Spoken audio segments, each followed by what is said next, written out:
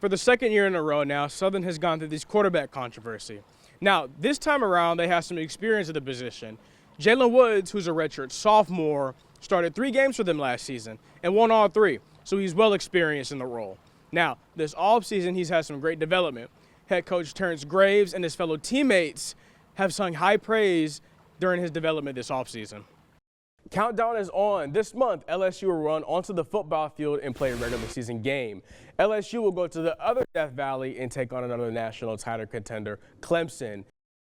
Fall camp has finally begun down here in Baton Rouge, Louisiana, as the talk of the town is, can Garrett Nussmeier take that leap he needs to take to reach the levels of the quarterbacks before him that will take this LSU offense to the next level so they can make the playoffs. He definitely has a lot of positive factors in his favor. His head coach, Brian Kelly, sure feels confident in his development during the offseason, as well as having one of the deepest wide receiver rooms in the SEC. Then just the technical things, right? I mean, on-time throws, never turn down a profit, meaning if there's a check down, check it down. It doesn't have to always be down the field. So I think that's experience. I think some of it's technical, and I think he's in a great position to do that. Could the black and gold have an emerging star on the defensive side of the football? His performance in the lead up to the season indicates that he's trending that way. Our very own Sarah Pachowski has more. Thanks, Emma, and welcome back here. KU Mizzou, the first time in 14 years I can see. Game's about to start. Today we're going to be asking some fans, Mizzou and KU, their honest opinions on each other. Today we are back at a high school track meet here in Overland Park, Kansas, at the high school of Blue Valley. We got a lot of teams here, like Shawnee Mission West, Shawnee Mission South, Blue Valley West. A lot of teams that we covered in football and in basketball. So I'm excited to see who is the fastest here today. Now, that's all I have for today. Now, tossing it to our very struggling basketball team out in Omaha. Mahomes did finish the game with 257 yards passing for 3 touchdowns as well, but it didn't really matter because at that point the Chiefs were already down 34-0.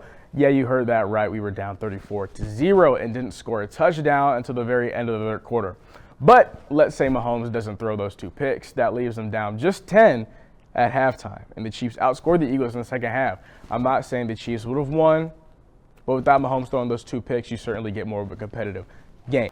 Thanks, Emma, and I am here at the border of Kansas and Missouri, right here in downtown Kansas City. And let me tell you, I am so excited because after 14 very long years, college football has finally brought back what it took away from us. The University of Kansas versus the University of Missouri.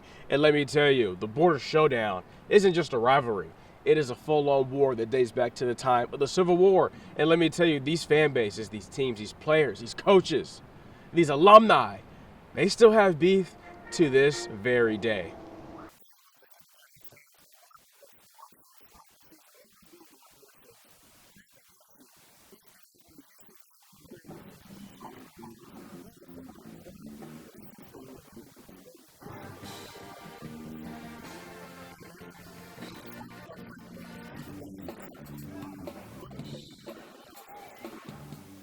Just trying to be optimistic through it all.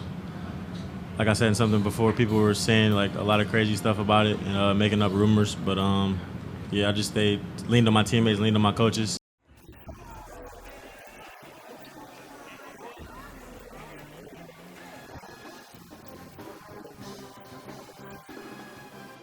The biggest thing is, hey Darren, you're going through some stuff and you're going to go through more stuff in life and in your future. And there's still an opportunity to get the last laugh, but you have to prepare every day for that later on down the road. And, this is the later on down the road.